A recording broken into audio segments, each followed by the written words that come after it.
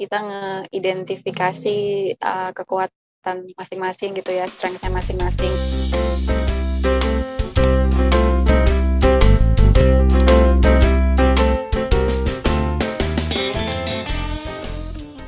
Selamat siang sahabat literasi, salam sehat, salam semangat. Kembali kita bertemu di podcast literasi dan komunikasi.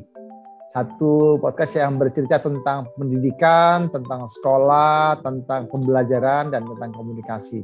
Harapan kami, podcast ini memberi faedah bagi sahabat literasi untuk mencari tahu berbagai informasi. Khususnya saat ini adalah informasi tentang beasiswa dan studi ke berbagai negara. Kali ini kita akan berbincang-bincang dengan Mbak Alkansa, sahabat saya. Beliau ini luar biasa sahabat literasi karena apa yang beliau saat ini alami itu kita perlu sama-sama pelajari dan kita cermati karena perjuangan beliau nggak mudah, ya nggak mudah. Tetapi juga beliau berhasil melewati itu dan terus berjuang. Ini memberikan harapan kami memberikan inspirasi kepada sahabat literasi untuk terus bermimpi setinggi mungkin, tapi wujudkan mimpi itu dengan langkah konkret begitu. Mari kita sapa beliau ya. Selamat siang Mbak Kansa, apa kabar? Selamat siang, alhamdulillah baik. Ya, jadi sahabat literasi kalau dengar tadi suara anak kecil, wah luar biasa. Beliau ini seorang ibu muda loh, luar biasa ya. Bayangkan seorang ibu muda itu ya mungkin baru 2 tahun ya Mbak ya, kecil ya. Ya, tapi itu juga bukan hal yang mudah, punya baby itu, punya anak kecil itu perjuangan luar biasa begitu. Apalagi di tengah-tengah mungkin banyak pekerjaan-pekerjaan yang harus dilakukan begitu. Oke, kita langsung saja. Mbak Kansa, katanya di mana Mbak? Masih di Italia atau di mana nih Mbak? Oh enggak, sekarang udah pulang di Indonesia. Oh, Indonesia. Tepatnya di mana Mbak? Jakarta? Di Depok sekarang. Lagi tinggal di Depok ya. Oke, di Depok ya, Barat ya. Karena di tempat saya juga ada Depok, Mbak. Depok Sleman, Mbak. Oh iya, ada juga di sana. Jadi Depok nih ya, Depok Jawa Barat ya. Oke. Mbak Kansa, informasi yang kami dapat nih, Anda itu baru selesai studi ya, Mbak. Di mana, Mbak? Dan kampus apa dan bidang apa yang Mbak ambil, Mbak? Oh ya, kemarin itu kuliahnya di Italia. S2, Master of Arts, jurusannya itu Fashion and Textile Design, di nama kampusnya itu Nuova Accademia di Belle Arti Milano. Kuliahnya waktu itu 2 tahun, ya. Untuk masternya 2 tahun waktu itu. Di Milano ya? Milan, iya di Milan ya. Oke, waktu studi inteknya kapan, Mbak? Inteknya 2016, akhir 2016 sampai 2018 lulusnya. 2 tahun pasti ya. Wow, luar biasa. Jadi studi di Milan itu di Italia ya. Berarti itu di satu negara yang luar biasa ya. Kalau kita lihat semua orang ingin ke Italia ya. Ada beberapa kota-kota cantik dunia yang orang tuh pengen kunjungi ya. Misalnya Italia, lalu kemudian di Paris ya. Wow. Kenapa sih Mbak pilih ke situ, Mbak? Yang pasti kalau kita ngelihat dari industri, kan aku ambilnya fashion and textile kan. Kalau di Eropa itu kalau kita cari yang benar-benar pusatnya itu kan kalau nggak di Milan, di Paris, terus kan yang lainnya itu ada di US, di New York sama di London kan. Tapi waktu itu akhirnya milihnya ke Italia karena kan di sana dia juga fashionnya tuh kental juga sama udah mendarah daging lah di orang-orang Italinya gitu ya, di budaya-budayanya. Terus mereka juga ya industrinya udah mateng lah kalau untuk industri fashion ini. Jadi kayak kita bisa belajar seluk-beluknya, nggak cuma teorinya aja kan. Justru di Italia itu terutama di Milan itu kan mereka banyak juga tempat buat desainer-desainer itu untuk kayak aplikasiin ilmunya lah itu. Kalau misalkan kita lihat banyak acara-acara kayak Design Week, terus juga ada Milan Fashion Show kayak gitu. Jadi kita bisa ngelihat di banyak hal gitulah pokoknya untuk belajarnya. Jadi bener-bener kerasa deh ininya nuansanya, atmosfernya untuk desain student di situ. Nggak cuma fashion sih, ada juga interiornya juga di situ bagus, arsitekturnya juga kayak gitu. Ya, jadi Mbak Kansa khusus ambil di fashion ya Mbak ya? Fashion and textile ya, tekstilnya juga. Fashion and textile ya. Lalu sekarang penerapannya gimana Mbak di Indonesia Mbak?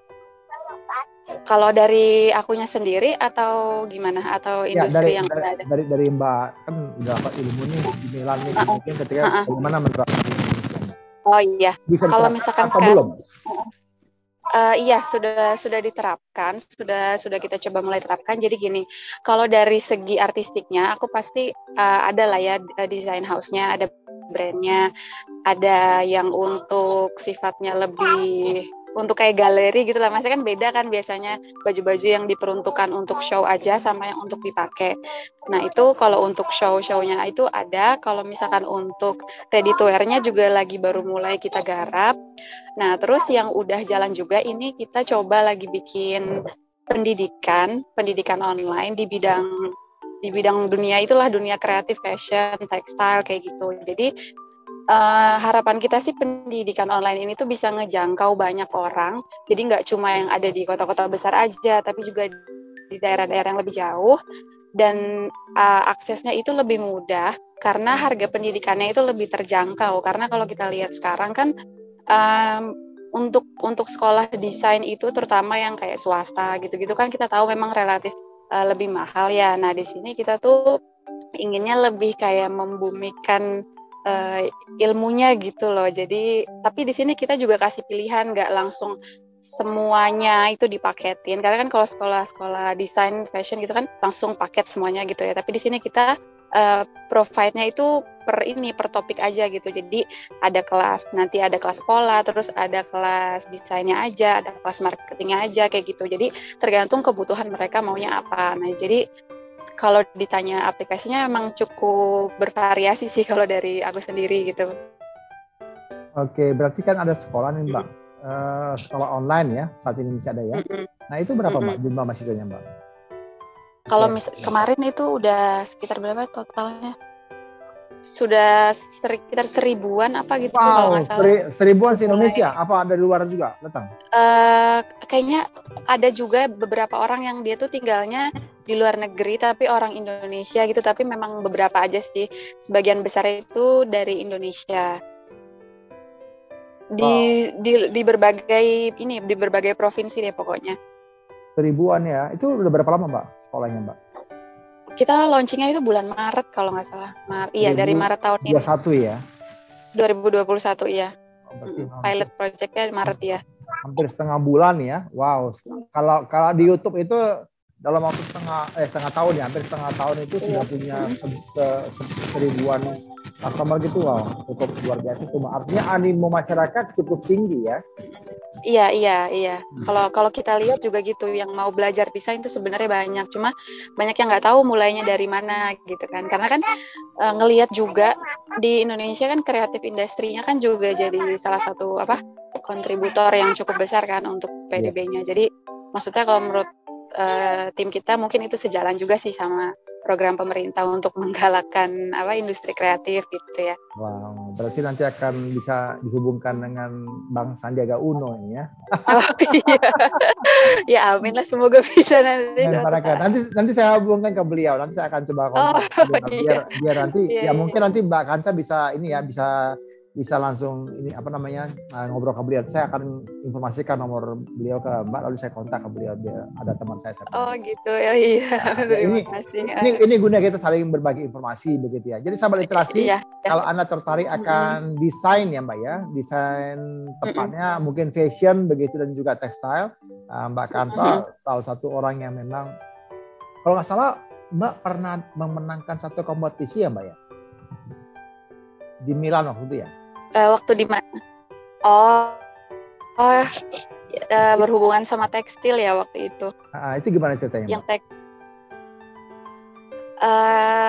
Iya, jadi waktu itu memang kan ada kelas tekstilnya juga kan. Terus memang di situ siswa-siswanya biasalah ya disebarin informasi, ada lomba ini. Waktu itu aku kan backgroundnya dari ekonomi kan, jadi maksudnya secara keilmuannya, ilmu formal desainnya itu baru belajar. Jadi waktu itu udah ada nih sedikit modal di kelas gitu ya, kelas tekstil. Terus ya udah kita coba ikutin aja. Lombanya sih memang internasional sih waktu itu. Nah sampai final aja sih waktu itu. Wow. Nggak nyampe dapat ini hadiah utamanya. Tapi ya nggak apa-apa, good experience sih waktu itu. Iya dong, sampai final juga kan bukan hal yang mudah juga, apalagi Anda kan latar belakangnya ekonomi. Gimana sih Mbak? Apa memang bisa ya seperti itu ya? Dari ekonomi menjadi desainer itu gimana ceritanya? Dan mungkin ada sahabat literasi yang pengen meniru langkah Mbak nih. Gimana Mbak? Iya, jadi memang waktu itu prosesnya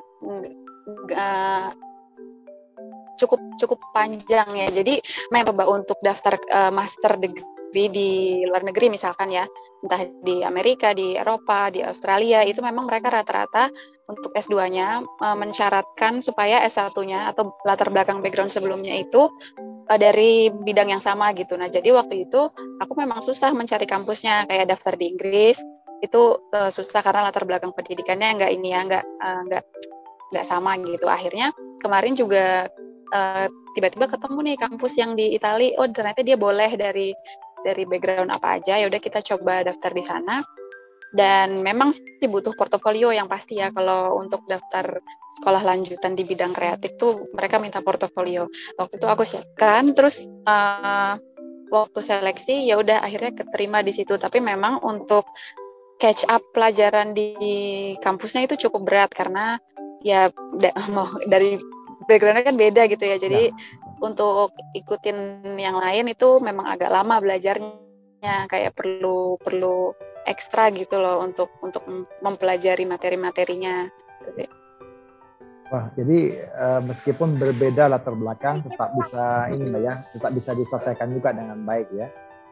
Wah. Iya, kalau kitanya kalau kitanya semangat buat kejar, soalnya kan tugas kan nambah terus kan peer kita kan, teman-teman kita kan backgroundnya dari fashion semua tuh, jadi 90% dari fashion semua, jadi mau nggak mau kita kerjanya harus double, harus lebih keras kerjanya dibandingin yang lain. Tapi nggak apa-apa kan, jadi motivasi ya. Iya. Nah berarti dalam hal ini Mbak Kansa expertnya dalam berapa bidang dong ya, dari sisi fashionnya, desainer, dan juga dari sisi marketingnya mungkin ya, karena punya background ekonomi ya. Oh iya. Jadi ini namanya pepatah yang bilang itu ya, sekali merengkuh danau 2-3 proyek dilalui gitu ya. Iya. Iya, Mbak, kan studi di Italia itu kan juga tidak murah ya Mbak ya. Nah itu gimana Mbak pembiayaannya Mbak? Berapa duit Mbak atau bagaimana? Apakah Mbak dapat ada tabungan atau bagaimana pembiayaannya Mbak? Untuk yang mana, yang master kemarin? Iya, selama studi di Italia. 2 tahun loh ya? Oh, yang ini, yang lewat LPDP. Oh, Anda berarti awardee Lembaga Pengelola Dana Pendidikan. Iya. Nah gimana ceritanya Mbak? Kok bisa dapat Mbak? Kok bisa dapat, gimana? Karena dipersiapkan. Jadi waktu itu coba daftar ininya dulu kan, LPDP-nya dulu.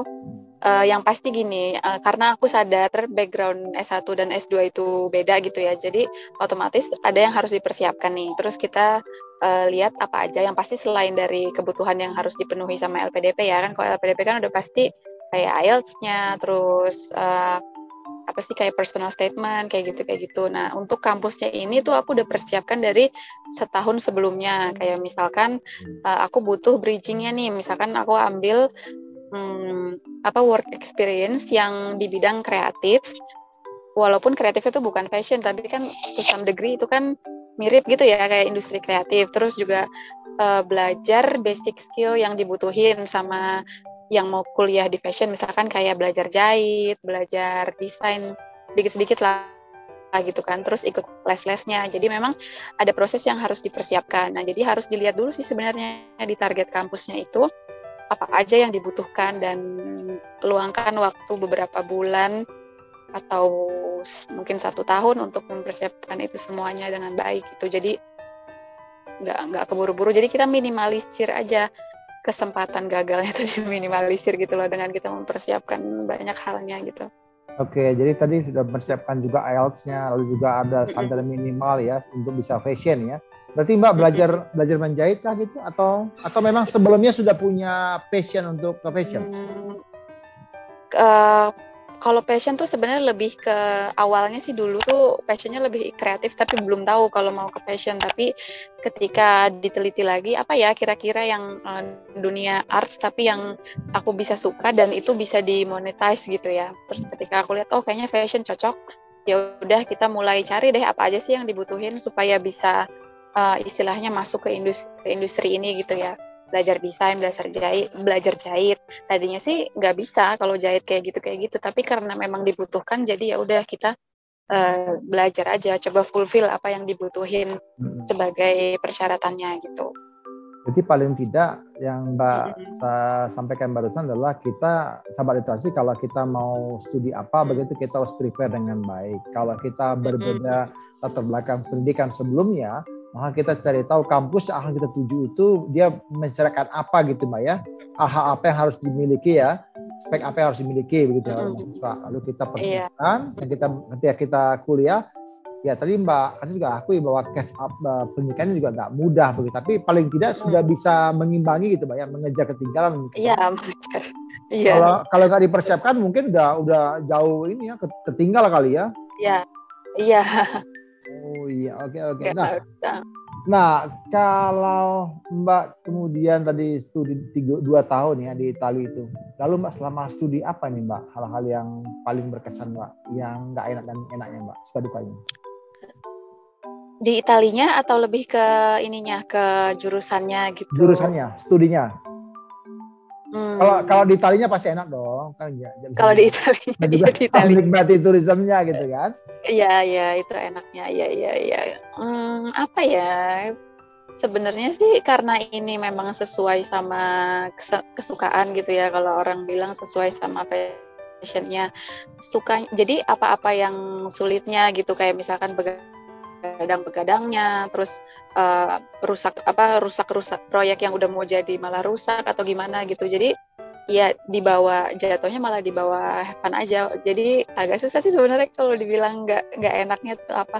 Mungkin lebih ke ininya sih, ke perasaan self doubtnya dulu, kayak ngeraguin diri sendiri karena waktu itu ngerasanya kurang bisa ngikutin gitu ya, jadinya mungkin lebih ke itunya sih, ke diri sendirinya aja.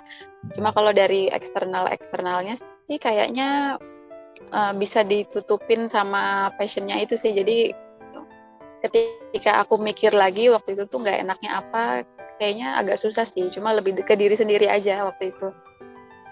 Oke. Nah tadi kan Mbak sebutkan bahwa sekolah ini juga direncanakan atau mungkin satu visi dengan rencana pemerintah ya untuk menegakkan ekonomi kreatif gitu. Nah apa nih target Mbak dalam 5-10 tahun ke depan Mbak dengan sekolah yang Mbak bangun sekarang ini? Nama sekolahnya apa Mbak? Kalau boleh tahu nama sekolah dulu apa? Namanya pakai brand kita sih, pakai Alkansas, terus ditambahin akademinya di belakang. Ada akademi Alkansas Academy. Oke, apa nih dreams sih Mbak 5-10 tahun ke depan? Ya inginnya yang pasti students-nya jadi banyak ya, lebih banyak, entah puluhan ribu atau ratusan ribu atau mungkin jutaan. Dan inginnya sih kita tuh jangkau nggak cuma fashion aja, nggak cuma fashion textile, tapi mungkin nanti ada bidang lain yang masih masuk ke dalam creative industry gitu kan. Sebenarnya kan luas kan bidangnya, apalagi kalau kita ngelihat di Indonesia itu macam-macam hal yang bisa bukan dimonetisasi ya, tapi dicoba untuk angkat gitu ya. Dan angkat bisa diperkenalkan juga, bisa menghasilkan income juga buat pengrajin-pengrajin gitu. Ya itulah intinya. Jadi ingin angkat tema-tema di creative industry, nggak cuma fashion aja. Sekitar 5-10 tahun lagi mimpi-mimpinya. Kalau bisa lebih cepat sih lebih baik ya. Iya. Tapi tetap akan mengutamakan juga konten lokal ya, Lima ya. Konten lokal seperti apa kira-kira nanti ini? Kontennya apakah nanti kan tema-tema ekonomi kreatif begitu. Nah, itu ekonomi kreatif sendiri kan apakah akan juga nanti melibatkan konten lokal? Atau kearifan lokal begitu? Sorry Mas, tadi ini agak putus-putus. Oke, saya ulangi. Nah, ini kan akan mengembangkan ekonomi kreatif. Lalu apakah itu nanti juga akan di-blend dengan kearifan lokal gitu, Mbak? Misalnya ada sekelompok, ada di daerah itu kan dia memang punya kearifan lokal, lalu kemudian bagaimana mengembangkan itu menjadi ekonomi kreatif kan dalam hal ini dalam fashion begitu ya. Apakah seperti itu, Mbak? Oh iya. Gitu ya, artinya tetap akan memperhatikan juga ini ya kearifan lokal ya, kearifan lokal. Iya, pastinya iya pasti. Ya, beberapa wilayah misalnya di Yogyakarta, Mbak, tepatnya di Gunung Kidul itu ada masyarakat yang mengembangkan juga. Ini dalam sisi turisme ya, mereka mengembangkan ekonomi kreatif dari pendekatan itu konten lokal, kearifan masyarakat lokal begitu. Lalu mereka katakanlah ada turis itu yang disajikan penginapan itu di rumah gubuk yang model-model zaman bahla gitu. Itu malah justru banyak sekali yang datang itu, yang hadir ingin menikmati suasana naturalnya dulu gitu. Iya. Nah, kalau dalam fashion seperti apa, Mbak? Kira-kira, Mbak?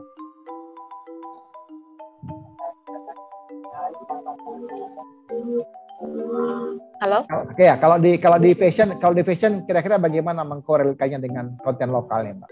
Kearifan lokal. Oh ya, kalau misalkan di fashion itu banyak yang kita ambil itu biasanya dari tekstilnya, dari kain-kainnya. Kan kita tahu di Indonesia banyak macam-macam ragam jenis kainnya, kayak misalkan batik, gitu. Batiknya aja kan dari tiap daerah itu kan macam-macam kan. Nah, jadi sebenarnya kalau kita ngomongin dari segi fashionnya di Indonesia yang bisa diekspor itu banyak di kainnya sih.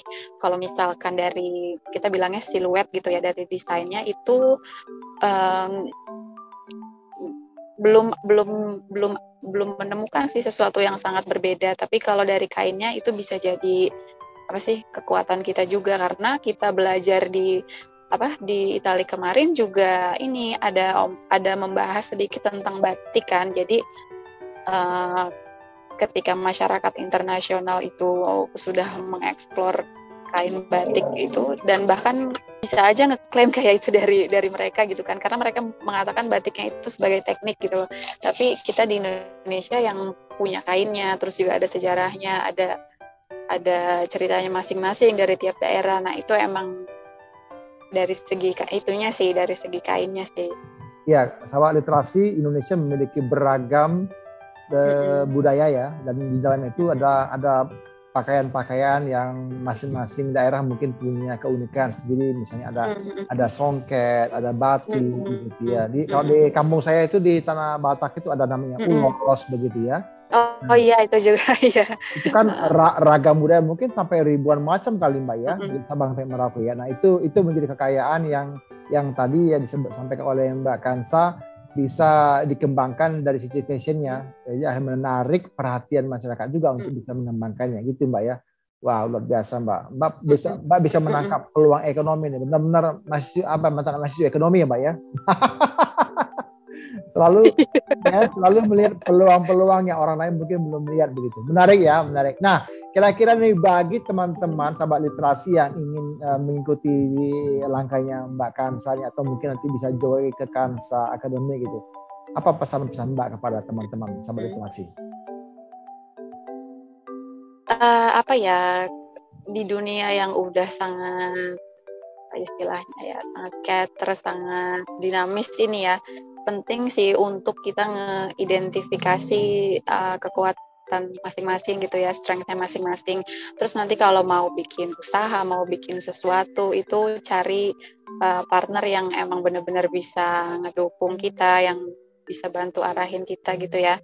Karena pasti juga sebagai manusia ada plus minus, ada plus dan kekurangannya. Nah, kita maksimalin kekuatan kita explore dulu, jadi kita tahu mau kemana, terus nggak terombang-ambing kayak gitu ya sama apa yang orang lain lakukan. Boleh belajar, tapi kayak tetap lihat kekuatan diri itu di mana, karena sekarang sulit untuk fokus gitu ya untuk diri sendiri. Jadi kalau misalkan kita punya kekuatan untuk fokus ke strength kita, develop itu, terus pun ada partner itu cari yang bisa ngelengkapin kita, itu ya insya Allah itu sih jalan untuk menuju kesuksesan gitu sih.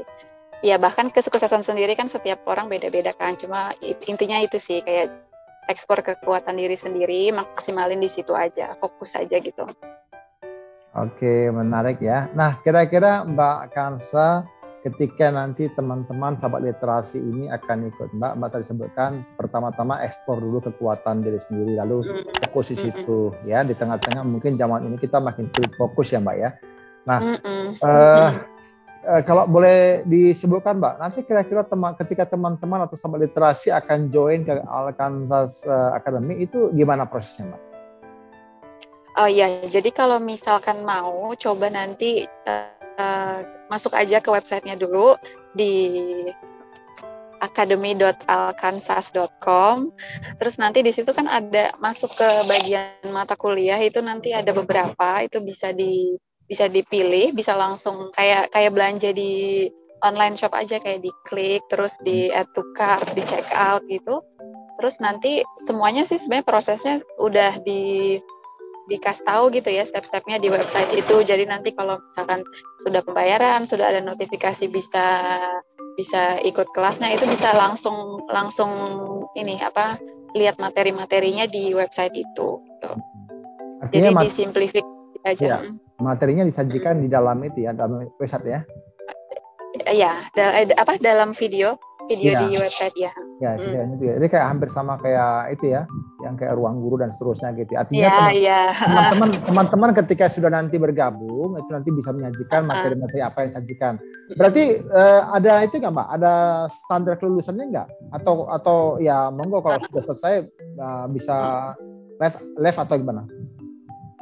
Kalau misalkan ini nanti kita aksesnya tuh dibuka terus, jadi pokoknya nanti orang yang udah daftar, udah jadi siswa di situ bisa akses terus, udah selesai pun bisa akses terus. Cuma nanti kalau mau dapat sertifikat tuh memang harus ada step lah yang harus dilakukan, kayak setiap video sudah selesai nanti klik pencet complete sampai selesai, baru nanti bisa akses sertifikatnya gitu. Tapi kalau misalkan dari kayak kuis gitu-gitu, kita untuk saat ini sih belum mensyaratkan itu gitu. Tapi kita akan lihat nanti ke depannya baiknya kayak gimana. Oke, artinya nanti ketika teman-teman ini sudah daftar gitu kan, lalu kemudian dia bisa akses terus begitu. Nah, apakah dia boleh sharing ke teman lain yang mungkin pengen ikutan, tapi kemudian katakan, aduh, gue belum nggak punya duit nih, pengen ikutan, gitu gimana? Boleh di-sharing ke teman-teman lain atau memang itu private satu orang satu? Kalau misalkan itu kita serahkan ke orang yang membeli, tapi untuk sertifikatnya cuma satu, jadi satu nama gitu ya. Oke. Ini sertifikat bisa dapat ini Mbak ya, bisa diajukan ke bank ya, dapat pinjaman gitu ya. Sok banget ya. Jadi saya sedang bicara dengan Dean Alkansas Academy. Oh. Jadi sahabat literasi, boleh. Banyak hal yang bisa kita lakukan. Nah, bagi sahabat literasi yang pengen mengembangkan passion Anda terkait dengan fashion ya, monggo. Ya, ini passion dengan fashion yang hampir sama gitu ya. Yang ingin mengembangkan minat Anda ke dalam bidang fashion dan tekstil itu tadi bisa hubungin ke Mbak Alkansas, nanti bisa masuk ke academy.alkansas.com gitu. Teman-teman juga bagi sahabat literasi yang ingin mengajukan pertanyaan, silakan hubungi nomor yang ada di layar ini. Kami akan merespon Anda, tentu akan menghubungi juga nanti Mbak Alkansas supaya informasi yang disajikan bisa Anda nikmati, dan kami juga mendorong Anda untuk subscribe dan klik share ke banyak teman supaya makin banyak orang bisa dapat informasi yang baik. Tadi juga Mbak Alkansas sudah bilang tuh, kalau bisa Anda beli satu paket itu lalu kemudian Anda mau share ke orang lain, silakan. Tapi memang sertifikatnya cuma satu begitu. Artinya kan memang barangkali Anda mau berbagi ilmu, silakan. Begitu ya Mbak ya. Supaya lebih banyak lagi orang yang bisa lebih maju dalam hal fashion ini gitu. Ya, Mbak Alkansas ada mungkin pesan yang mau sampaikan yang terakhir kepada teman-teman? Udah sih, tadi udah. Udah ya. Oke. Dari aku udah semuanya kok. Iya, terima kasih Mbak Alkansas untuk waktunya. Salam sehat, salam untuk suami sama anak. Iya. Salam sukses.